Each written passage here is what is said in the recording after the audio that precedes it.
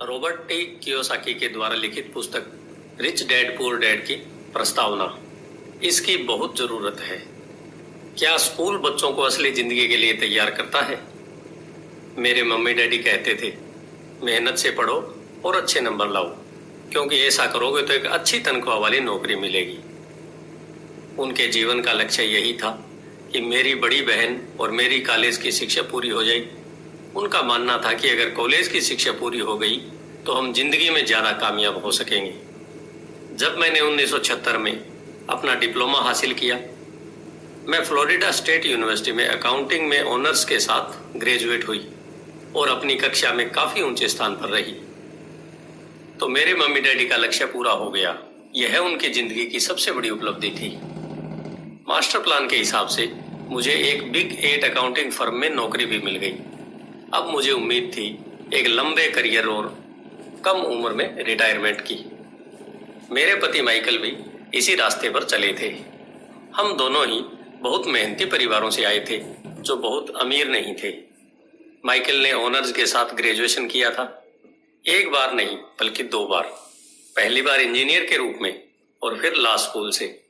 उन्हें जल्दी ही patent law में विशेषज्ञता रखने वाली वाशिंगटन डीसी की एक मानी हुई लॉ फर्म में नौकरी मिल गई और इस तरह उनका भविष्य भी सुनहरा लग रहा था।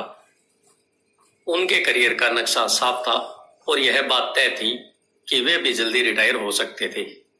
हालांकि हम दोनों ही अपने करियर में सफल रहे, परंतु हम जो सोचते थे हमारे साथ ठीक वैसा ही नहीं हुआ। हमने कई बार नौकरियां बदली, हालांकि हर बार नौकरी बदलने के कारण सही थे, परंतु हमारे लिए किसी ने भी पेंशन योजना में निवेश नहीं किया। हमारे रिटायरमेंट फंड हमारे खुद के लगाए पैसों से बढ़ रहे थे। हमारी शादी बहुत सफल रही और हमारे 3 बच्चे हैं। उनमें से 2 कॉलेज में हैं और तीसरा अभी हाई स्कूल में गया ही है। हमने अपने बच्चों को सबसे अच्छी शिक्षा दिलाने में बहुत सा पैसा लगाया। 1996 में एक दिन मेरा बेटा स्कूल से घर लौटा। स्कूल से उसका मोह भंग हो गया था। वह पढ़ाई से ऊब चुका था। मैं उन विषयों को पढ़ने में इतना ज्यादा समय क्यों बर्बाद करूं जो असली जिंदगी में मेरे काम ही नहीं आएंगे। उसने विरोध किया।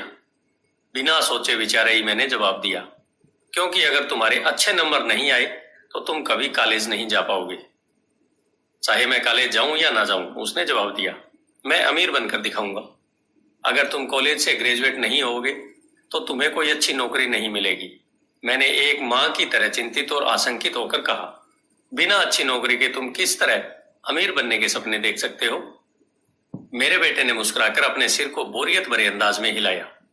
हम यह चर्चा कई बार पहले भी कर चुके थे। उसने अपने सिर को झुकाया और अपनी आंखें घुमाने लगा। मेरी समझदारी भरी सलाह एक बार फिर उसके कानों के भीतर नहीं गई थी। हालांकि वह स्मार्ट और प्रबल इच्छा शक्ति वाला युवक था, परंतु वह नम्र और शालीन भी था। मम्मी, उसने बोलना शुरू किया और भाषण सुनने की बारी अब मेरी थी। समय के साथ चलिए, अपने चारों तरफ देखिए। सबसे अमीर लोग अपनी शिक्षा के कारण इतने अमीर नहीं बने हैं। माइकल जॉर्डन और मैडोना को देखिए। यहां तक कि बीच में ही हार्वर्ड छोड़ देने वाले बिल गेट्स ने माइक्रोसॉफ्ट कायम किया। आज वे अमेरिका के सबसे अमीर व्यक्ति हैं और अभी उनकी उम्र भी 30 से 40 के बीच में ही है। और उस बेसबॉल पिचर के बारे में तो आपने सुना ही होगा, जो हर साल $40 लाख कमाता है, जबकि उस पर दिमागी तौर पर कमजोर होने का लेबल लगा हुआ है। हम दोनों काफी समय तक चुप रहे। अब मुझे यह समझ में आने लगा था कि मैं अपने बच्चों को वही सलाह दे रही थी जो मेरे माता पिता ने मुझे दी थी। हमारे चारों तरफ की दुनिया बदल रही थी, परंतु हमारी सलाह नहीं बदली थी। अच्छी शिक्षा और अच्छे ग्रेड हासिल करना अब सफलता की गारंटी नहीं रह गई थी और हमारे बच्चों के अलावा यह बात किसी की समझ में नहीं आई थी। मम्मी, उसने कहा, मैं आपकी और डैडी की तरह कड़ी मेहनत नहीं करना चाहता। आपको काफी पैसा मिलता है और हम एक शानदार घर में रहते हैं जिसमें बहुत ही कीमती सामान है। अगर मैं आपकी सलाह मानूंगा तो मेरा हाल भी आपकी ही तरह होगा। मुझे भी ज्यादा मेहनत करनी पड़ेगी ताकि मैं और ज्यादा टैक्स भर सकूं व कर्ज में डूब जाऊं। वैसे भी आज की दुनिया में नौकरी की सुरक्षा तो बची नहीं है। मैं ये जानता हूं कि छोटे और सही आकार की फर्म कैसी होती है। मैं यह भी जानता हूं कि आज के दौर में कॉलेज के स्नातकों को कम तनख्वाह मिलती है, जबकि आपके जमाने में उन्हें ज्यादा तनख्वाह मिला करती थी। डॉक्टर को देखिए, वे अब उतना पैसा नहीं कमाते जितना पहले कभी कमाया करते थे। मैं जानता हूं कि मैं रिटायरमेंट के लिए सामाजिक सुरक्षा या कंपनी पेंशन पर भरोसा नहीं कर सकता। अपने सवालों के मुझे नए जवाब चाहिए। वह सही था, उसे नए जवाब चाहिए थे और मुझे भी। मेरे माता पिता की सलाह उन लोगों के लिए सही हो सकती थी जो 1945 के पहले पैदा हुए थे, पर यह उन लोगों के लिए विनाशकारी साबित हो सकती थी जिन्होंने तेजी से बदल रही दुनिया में जन्म लिया था। अब मैं अपने बच्चों से यह सीधी सी बात नहीं कह सकती थी, स्कूल जाओ, अच्छे ग्रेड हासिल करो और किसी सुरक्षित नौकरी की तलाश करो। मैं जानती थी कि मुझे अपने बच्चों की शिक्षा को सही दिशा देने के लिए नए तरीकों की खोज करनी होगी। एक माँ और एक अकाउंटेंट होने के नाते मैं इस बात से परेशान थी कि स्कूल में बच्चों को धन संबंधी शिक्षा या वित्तीय शिक्षा नहीं दी जाती। हाई स्कूल खत्म होने से पहले ही आज के युवाओं के पास अपना क्रेडिट कार्ड होता है। यह बात अलग है कि उन्होंने कभी धन संबंधी पाठ्यक्रम में भाग नहीं लिया होता है और उन्हें यह भी नहीं पता होता कि इसे किस तरह निवेश किया जाता है। इस बात का ज्ञान तो दूर की बात है कि क्रेडिट कार्ड पर चक्रवृद्धि ब्याज की गणना किस तरह की जाती है। इसे आसान भाषा में कहें तो उन्हें धन संबंधी शिक्षा नहीं मिलती और यह ज्ञान भी नहीं होता कि पैसा किस तरह काम करता है। इस तरह वे उस दुनिया का सामना करने के लिए कभी तैयार नहीं हो पाते जो उनका इंतजार कर रही है। एक ऐसी दुनिया जिसमें बचत से ज्यादा महत्व खर्च को दिया जाता है। जब मेरा सबसे बड़ा बेटा कॉलेज के शुरुआती दिनों में अपने क्रेडिट कार्ड को लेकर कर्ज में डूब गया तो मुझे उसके क्रेडिट कार्ड को नष्ट करने में उसकी मदद करनी पड़ी। साथ ही मैं ऐसी तरकीब भी खोजने लगी जिससे मेरे बच्चों में पैसे की समझ आ सके। पिछले साल एक दिन मेरे पति ने मुझे अपने ऑफिस से फोन किया। मेरे सामने एक सज्जन बैठे हैं और मुझे लगता है कि तुम उनसे मिलना चाहोगी। उन्होंने कहा। उनका नाम रॉबर्ट कियोसाकी है। वे एक व्यवसायी और निवेशक हैं तथा वे एक शैक्षणिक उत्पाद का पेटेंट करवाना चाहते हैं। मुझे लगता है कि तुम इसी चीज की तलाश कर रही थी जिसकी मुझे तलाश थी। मेरे पति माइक रॉबर्ट कियोसाकी द्वारा बनाई जा रही नई शैक्षणिक उत्पाद कैश फ्लो से इतने प्रभावित थे कि उन्होंने इसके परीक्षण में हमें बुलवा लिया। यह एक शैक्षणिक खेल था, इसलिए मैंने स्थानीय विश्वविद्यालय में पढ़ रही अपनी 19 वर्षीय बेटी से भी पूछा कि क्या वह मेरे साथ चलेगी और वह तैयार हो गई। इस खेल में हम लगभग 15 लोग थे जो 3 समूह में विभाजित थे। माइक सही थे। मैं इसी तरह के शैक्षणिक उत्पाद की खोज कर रही थी। यह किसी रंगीन मोनोपोली बोर्ड की तरह लग रहा था जिसके बीच में एक बड़ा सा चूहा था, परंतु मोनोपोली से यह इस तरह अलग था कि इसमें 2 रास्ते थे, एक अंदर और दूसरा बाहर। खेल का लक्ष्य था अंदर वाले रास्ते से बाहर निकलना, जिसे रॉबर्ट चूहा दौड़ कहते थे, और बाहरी रास्ते पर पहुंचना या तेज रास्ते पर जाना। रॉबर्ट के मुताबिक तेज रास्ता हमें यह बताता है कि असली जिंदगी में अमीर लोग किस तरह पैसे का खेल खेलते हैं।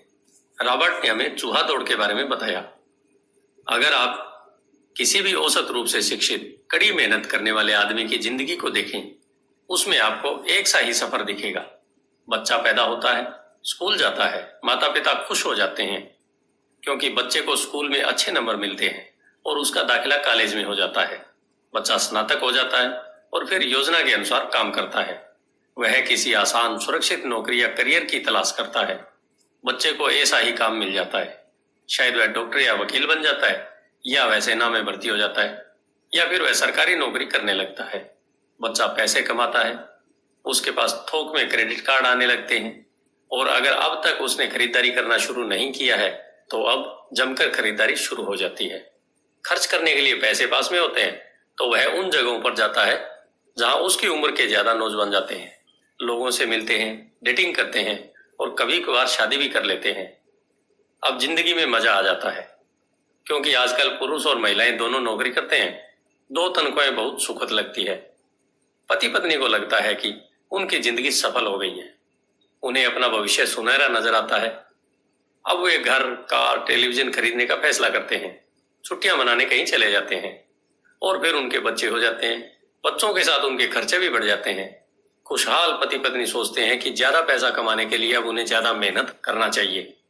उनका करियर अब उनके लिए पहले से ज्यादा मायने रखता है। वे अपने काम में ज्यादा मेहनत करने लगते हैं ताकि उन्हें प्रमोशन मिल जाए या उनकी तनख्वाहें बढ़ जाए। तनख्वाह बढ़ती है, पर उसके साथ ही दूसरा बच्चा भी पैदा हो जाता है। अब उन्हें एक बड़े घर की जरूरत महसूस होती है। वे नौकरी में और भी ज्यादा मेहनत करते हैं, बेहतर कर्मचारी बन जाते हैं और ज्यादा मन लगाकर काम करने लगते हैं। ज्यादा विशेषज्ञता हासिल करने के लिए वे एक बार फिर किसी स्कूल में जाते हैं ताकि वे ज्यादा पैसा कमा सकें। हो सकता है कि वे दूसरा काम भी खोज लें। उनकी आमदनी बढ़ जाती है, परंतु उस आमदनी पर उन्हें इनकम टैक्स भी चुकाना पड़ता है। यही नहीं, उन्होंने जो बड़ा घर खरीदा है उस पर भी टैक्स देना होता है। इसके अलावा उन्हें सामाजिक सुरक्षा का टैक्स तो चुकाना ही है। इसी तरह बहुत से टैक्स चुकाते चुकाते उनकी तनख्वाह चुक जाती है। वे अपनी बढ़ी हुई तनख्वाह लेकर घर आते हैं और हैरान होते हैं कि इतना सारा पैसा आखिर कहाँ चला जाता है। भविष्य के लिए बचत के हिसाब से वे कुछ म्यूचुअल फंड भी खरीद लेते हैं और अपने क्रेडिट कार्ड से घर का किराना खरीदते हैं। उनके बच्चों की उम्र अब 5 या 6 साल हो जाती है। यह चिंता भी उन्हें सताने लगती है कि बच्चों के कॉलेज की शिक्षा के लिए भी बचत जरूरी है। इसके साथ ही उन्हें अपने रिटायरमेंट के लिए पैसा बचाने की चिंता भी सताने लगती है। 35 साल पहले पैदा हुए यह खुशहाल दंपति अब अपनी नौकरी के बाकी दिन चूहा दौड़ में फंसकर बिताते हैं। वे अपनी कंपनी के मालिकों के लिए काम करते हैं, सरकार को टैक्स चुकाने के लिए काम करते हैं और बैंक में अपनी गिरवी संपत्ति तथा क्रेडिट कार्ड के कर्ज को चुकाने के लिए काम करते हैं। फिर वे अपने बच्चों को यह सलाह देते हैं कि उन्हें मन लगाकर पढ़ना चाहिए, अच्छे नंबर लाना चाहिए और किसी सुरक्षित नौकरी की तलाश करना चाहिए। वे पैसे के बारे में कुछ भी नहीं सीखते और इसलिए वे जिंदगी भर कड़ी मेहनत करते रहते हैं। यह प्रक्रिया पीढ़ी दर पीढ़ी चलती है। इसे चूहा दौड़ कहते हैं। चूहा दौड़ से निकलने का एक ही तरीका है और वह यह है, आप अकाउंट्स और इन्वेस्टमेंट दोनों क्षेत्रों में निपुण हो जाएं। दिक्कत यह है कि इन दोनों ही विषयों को बोरिंग और कठिन माना जाता है। मैं खुद एक सीपीए हूं और मैंने बिग 8 अकाउंटिंग फर्म के लिए काम किया है। मुझे यह देखकर ताजुब हुआ कि रॉबर्ट ने इन दोनों बोरियत और कठिन विषयों को सीखना इतना रोचक, सरल और रोमांचक बना दिया था।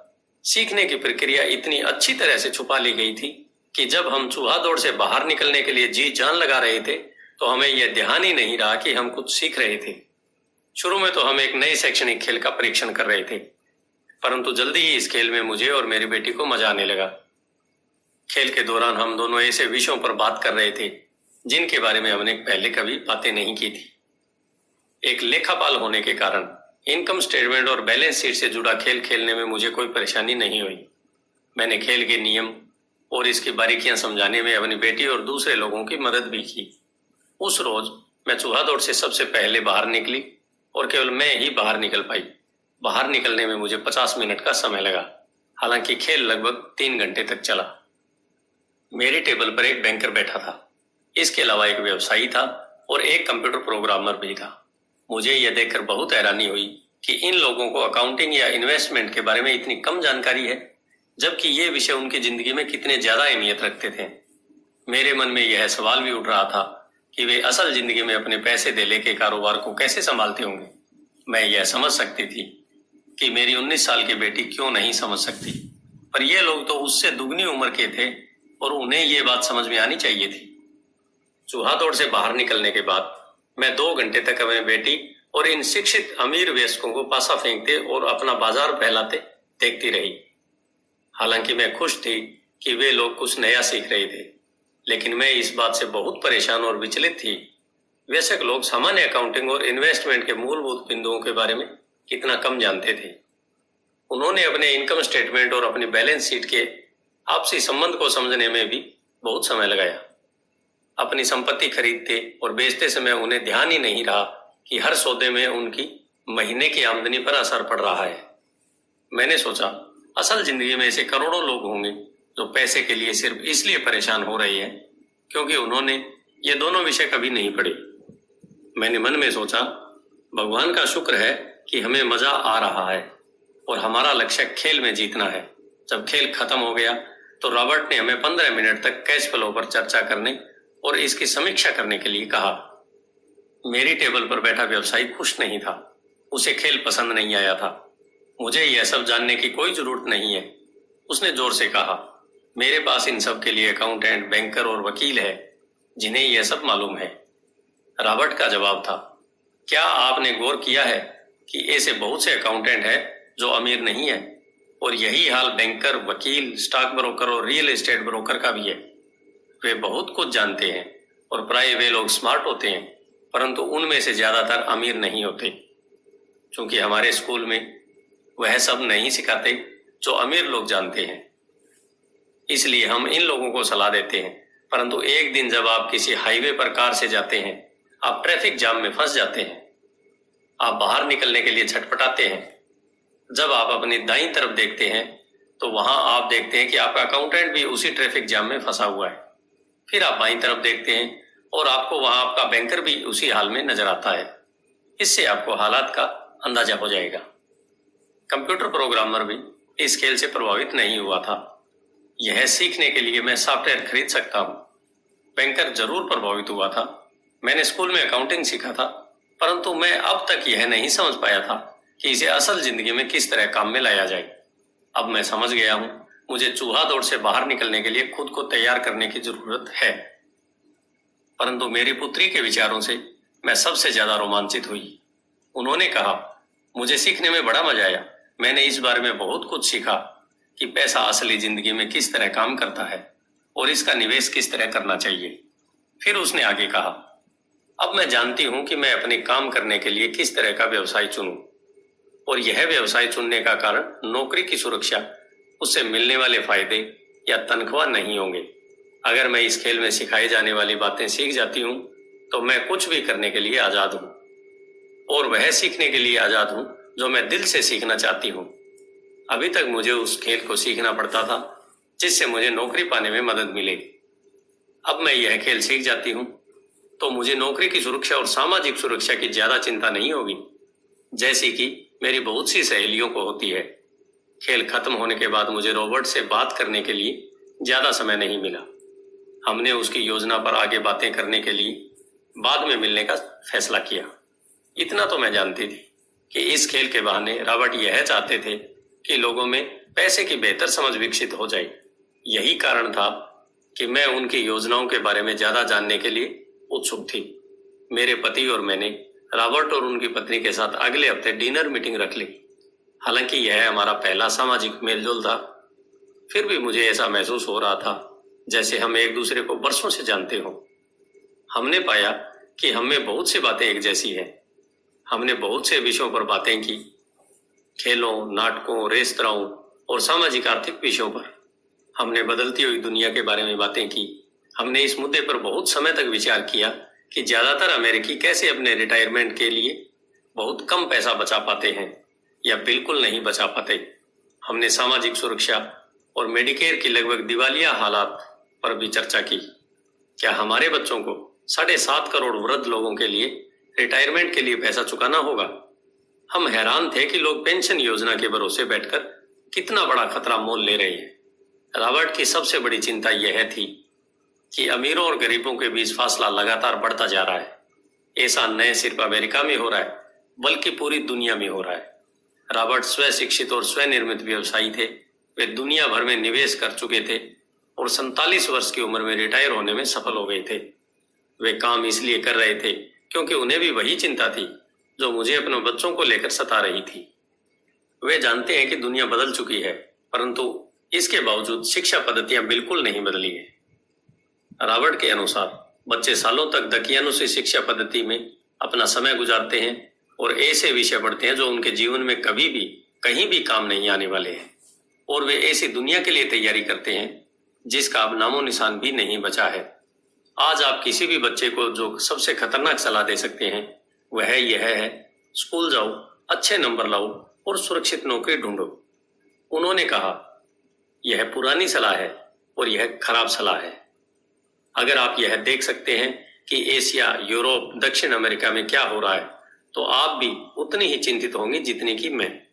रॉबर्ट के अनुसार यह बुरी सलाह है, क्योंकि अगर आप चाहते हैं कि आपके बच्चे का भविष्य आर्थिक रूप से सुरक्षित हो तो आप पुराने नियमों के सहारे नए खेल को नहीं खेल सकते। यह बहुत खतरनाक होगा। मैंने उनसे पूछा कि पुराने नियमों से उनका क्या मतलब है।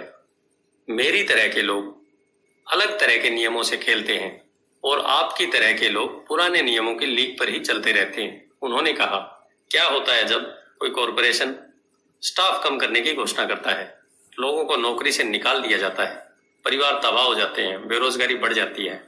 हाँ, परंतु कंपनी पर इसका क्या असर पड़ता है, खासकर जब वह कंपनी स्टॉक एक्सचेंज में दर्ज हो। जब स्टाफ कम करने की घोषणा होती है तो स्टॉक की कीमतें बढ़ जाती हैं। मैंने कहा, जब कंपनी तनख्वाह का खर्चा कम करती है तो बाजार इस बात को पसंद करता है, ऐसा चाहे स्टाफ कम करने के लिए किया जाए या फिर कंप्यूटर के माध्यम से किया जाए। उन्होंने कहा, आप ठीक कह रही हैं, और जब स्टॉक की कीमतें बढ़ती हैं तो मेरी तरफ से लोग, यानी जिनके पास उस कंपनी के शेयर होते हैं, वे ज्यादा अमीर हो जाते हैं। अलग तरह के नियमों से मेरा यही आशय है, कर्मचारी हारते हैं, मालिक और निवेशक जीतते हैं। रॉबर्ट कर्मचारी और मालिक के बीच के फर्क को समझा रहे थे। यह फर्क था अपनी किस्मत पर खुद अपना नियंत्रण होना या फिर आपकी किस्मत पर किसी दूसरे का नियंत्रण होना। परंतु ज्यादातर लोग यह नहीं समझ सकते कि ऐसा क्यों होता है। मैंने कहा, उन्हें लगता है कि यह ठीक नहीं है। उनका जवाब था, इसलिए तो बच्चों से यह कहना मूर्खता है, अच्छी शिक्षा प्राप्त करो। यह सोचना मूर्खता है कि स्कूलों में दी जा रही शिक्षा से बच्चे उस दुनिया का सामना करने के लिए तैयार हो जाएंगे जिसमें वे कॉलेज के बाद पहुंचने वाले हैं। हर बच्चे को ज्यादा शिक्षा की जरूरत है, एक अलग तरह की शिक्षा की, और उन्हें नए नियमों को जानने की भी जरूरत है, अलग तरह के नियमों को जानने की। धन के कुछ नियम होते हैं जिनसे अमीर लोग खेलते हैं, और धन के कुछ और नियम होते हैं जिनसे बाकी 95% लोग खेलते हैं। और ये 95% लोग उन नियमों को अपने घर और स्कूल में सीखते हैं। इसलिए आजकल किसी बच्चे से यह कहना खतरनाक है, मन लगाकर पढ़ो और अच्छी नौकरी खोजो। आज बच्चों को अलग तरह की शिक्षा की जरूरत है, और आज की शिक्षा नीति उन्हें कुछ मूलभूत बातें नहीं सिखा पा रही है। इस बात से कोई फर्क नहीं पड़ता कि क्लासरूम में कितने कंप्यूटर रखे हैं या स्कूल कितना पैसा खर्च कर रहे हैं। जब शिक्षा नीति में यह विषय नहीं है तो उसे किस तरह पढ़ाया जा सकता है। अब सवाल यह उठता है, किस तरह माता पिता अपने बच्चों को यह सिखा सकते हैं जो वे स्कूल में नहीं सीख पाते। आप अपने बच्चों को अकाउंटिंग किस तरह सिखाते हैं, क्या इससे वे बोर नहीं हो जाते? और आप उसे किस तरह निवेश करना सिखाएंगे जब एक पालक के रूप में आप खुद निवेश के खतरे से डरते हैं। अपने बच्चों को सुरक्षित जीवन के लिए तैयार करने के बजाय मैंने यह बेहतर समझा कि उन्हें रोमांचक जीवन के लिए तैयार किया जाए। तो आप किस तरह किसी बच्चे को धन और उन सब चीजों के बारे में सिखा सकते हैं जिन पर हमने अभी विचार किया है? मैंने रॉबर्ट से पूछा, हम किस तरह इसे माता पिता के लिए आसान बना सकते हैं, खासकर तब जब उन्हें खुद ही इसकी समझ न हो। उन्होंने कहा, मैंने इस विषय पर एक पुस्तक लिखी है। वह पुस्तक कहाँ है? मेरे कंप्यूटर में। यह बरसों से वहीं बिखरी पड़ी है। मैं कभी कभार उसमें कुछ बातें जोड़ देता हूं, परंतु मैं आज तक उसे कभी इकट्ठा नहीं कर पाया। मैंने इस पुस्तक को तब लिखना शुरू किया था जब मेरी पहली किताब बेस्ट सेलर हो गई थी, परंतु मैं अभी तक अपनी नई किताब को पूरा नहीं कर पाया हूं। यह अभी भी खंडों में है, और यह पुस्तक निश्चित रूप से खंडों में ही थी। उन बेतरतीब खंडों को पढ़ने के बाद मैंने यह फैसला किया कि पुस्तक निश्चित रूप से बेहतरीन थी और समाज में इसकी बहुत जरूरत थी, खासकर ऐसे लोगों में जब दुनिया तेजी से बदल रही थी। हम दोनों तत्काल इस निर्णय पर पहुंचे कि मैं रॉबर्ट की पुस्तक में सह लेखक बन जाऊं। मैंने उनसे पूछा कि उनके विचार से किसी बच्चे को कितनी वित्तीय आय की जरूरत होती है। उन्होंने कहा कि यह बच्चे पर निर्भर करता है। अपने बचपन में उन्होंने यह जान लिया था कि वे अमीर बनना चाहते थे, और उन्हें एक ऐसे पिता स्वरूप व्यक्ति मिल गई जो अमीर थे और जो उनका मार्गदर्शन करने के इच्छुक भी थे। रॉबर्ट का कहना था कि शिक्षा ही सफलता की नींव है। जिस तरह स्कूल में सीखी गई बातें बहुत महत्वपूर्ण होती है, उसी तरह धन संबंधी समझ और बोलने की कला भी महत्वपूर्ण होती है। आगे की कहानी रॉबर्ट के 2 डैडियों के बारे में है, जिनमें से एक अमीर है और दूसरे गरीब, जिनके जरिए रॉबर्ट उन रहस्यों को बताएंगे जो उन्होंने अपने जीवन में सीखे हैं। दोनों डैडियों के बीच का अंतर एक खास बात उजागर करता है। इस पुस्तक को मैंने बढ़ाया है, जिसमें कुछ जोड़ा और घटाया है, और इसे व्यवस्थित करने के लिए काम किया है। जो अकाउंटेंट इस पुस्तक को पढ़े, उनसे मेरा यही कहना है कि वे अपने किताबी ज्ञान को एक तरफ रख दें और अपने दिमाग में रॉबर्ट के सिद्धांतों को घुस जाने दें। और अपने दिमाग में रॉबर्ट के सिद्धांतों को घुस जाने दें। हालांकि उनमें से कई सिद्धांत पहली नजर में गलत लगेंगे। अकाउंट्स के सिद्धांतों की बुनियादी बातों को चुनौती देते लगेंगे, परंतु यह याद रखें कि वे एक महत्वपूर्ण दृष्टि देते हैं कि किस तरह सच्चे निवेशक अपने निवेश के फैसलों का विश्लेषण करते हैं। जब हम अपने बच्चों को स्कूल जाने, मेहनत से पढ़ने और अच्छी नौकरी पाने की सलाह देते हैं, तो अक्सर हम ऐसा सांस्कृतिक आदतों के कारण करते हैं। ऐसा करना हमेशा सही चीज मानी गई है। जब मैं रॉबर्ट से मिली तो उनके विचारों ने शुरू में तो मुझे चौंका दिया। दो डैडियों के साथ पले बड़े रॉबर्ट के सामने दो अलग अलग लक्ष्य होते थे। उनके पढ़े लिखे डैडी उन्हें कॉरपोरेशन में नौकरी करने की सलाह देते थे और उनके अमीर डैडी उन्हें कॉरपोरेशन का मालिक बनने की सलाह देते थे। दोनों ही कामों में शिक्षा की जरूरत थी, परंतु पढ़ाई के विषय बिल्कुल अलग अलग थे। पढ़े लिखे डैडी रॉबर्ट को स्मार्ट बनने के लिए प्रोत्साहित करते थे। अमीर डैडी रॉबर्ट को यह जानने के लिए प्रोत्साहित करते थे कि किस तरह स्मार्ट लोगों की सेवाएं ली जाएं। दो डैडियों के होने से कई समस्याएं भी पैदा हुई। रॉबर्ट के असली डैडी हवाई राज्य के शिक्षा प्रमुख थे। जब रॉबर्ट 16 साल के हुए तो उन्हें इस बात की कोई खास चिंता नहीं सता रही थी। अगर तुम्हें अच्छे नंबर नहीं मिलते तो तुम्हें कोई अच्छी नौकरी नहीं मिलेगी। वे पहले से ही ये जानते थे कि उनके करियर का लक्ष्य था कॉरपोरेशन का मालिक बनना, न कि उसमें नौकरी करना। सच तो यह है कि अगर हाई स्कूल में समझदार और मेहनती परामर्शदाता नहीं मिला होता तो रॉबर्ट कभी कॉलेज नहीं गए होते। वे इस बात को मानते हैं। वे दौलत कमाने के लिए बेताब थे, परंतु वे आखिरकार मान ही गए कि कॉलेज की शिक्षा से भी उन्हें फायदा हो सकता है। दरअसल इस पुस्तक में दिए गए विचार शायद बहुत से माता पिताओं को क्रांतिकारी और अतिशयोक्तिपूर्ण लगेंगे। कई लोगों को तो अपने बच्चों को स्कूल में रखने में भी काफी परेशानी, काफी मेहनत करनी पड़ती है, परंतु बदलते हुए को देखते हुए हमें नए और जोखिम भरे विचारों की तरफ ध्यान देने की जरूरत है। अपने बच्चों को कर्मचारी बनने की सलाह देने का मतलब यह है कि हम उन्हें जिंदगी भर अपनी खून पसीने की कमाई से इनकम टैक्स और भी न जाने कितने टैक्स चुकाने की सलाह देते हैं, और इसके बाद भी पेंशन की कोई गारंटी नहीं होती। और यह सच है कि आज के जमाने में टैक्स किसी व्यक्ति का सबसे बड़ा खर्च है। हकीकत में ज्यादातर परिवार तो जनवरी से आधी मई तक सिर्फ अपने टैक्स चुकाने के लिए ही सरकार की नौकरी करते हैं। आज नए विचारों की बहुत जरूरत है और यह पुस्तक हमें नए विचार देगी। रॉबर्ट का दावा है कि अमीर लोग अपने बच्चों को अलग तरह की शिक्षा देते हैं। वे अपने बच्चों को घर पर सिखाते हैं, डिनर टेबल पर सिखाते हैं। हो सकता है कि ये विचार वे न हों जिन पर आप अपने बच्चों से बात करते हो, परंतु उन पर नजर डालने के लिए धन्यवाद। और मैं आपको सलाह देती हूँ कि आप खोज करते रहें। एक माँ और एक सीपीए होने के नाते मैं तो यही सोचती हूँ कि अच्छे नंबर लाना और एक बढ़िया नौकरी पा लेना एक पुराना विचार है। हमें अपने बच्चों को नए तरह के विचार देने होंगे। हमें उन्हें अलग तरह की शिक्षा देनी होगी। शायद हम अपने बच्चों को यह सिखाएं कि अच्छे कर्मचारी होने के साथ साथ वे अपना खुद का निवेश कॉरपोरेशन भी खोल सकें। दोनों का यह तालमेल बढ़िया रहेगा। एक माँ होने के नाते मुझे उम्मीद है कि यह पुस्तक सभी अभिभावकों के लिए फायदेमंद होगी। रॉबर्ट लोगों को यह बताना चाहते हैं कि कोई भी व्यक्ति अगर ठान ले तो अमीर बन सकता है। अगर आप एक माली या गेटकीपर हैं या पूरी तरह बेरोजगार हैं, तो भी आप में खुद को अपने और अपने परिवार के लोगों को धन संबंधी बातें सिखाने की काबिलियत है। यह याद रखें कि धन संबंधी बुद्धि वह दिमागी तरीका है जिससे हम अपनी धन संबंधी समस्याओं को सुलझाते हैं। आज हम ऐसे विश्वव्यापी तकनीकी परिवर्तनों का सामना कर रहे हैं जिनका सामना हमने आज से पहले कभी नहीं किया। किसी के पास भी जादू की पुड़िया नहीं है, परंतु एक बात तो तय है, ऐसे परिवर्तन हमारे सामने आने वाले हैं जो हमारे यथार्थ से परे हैं। कौन जाने भविष्य हमारे लिए क्या लाता है, पर जो भी हो हमारे पास दो मूलभूत विकल्प मौजूद है।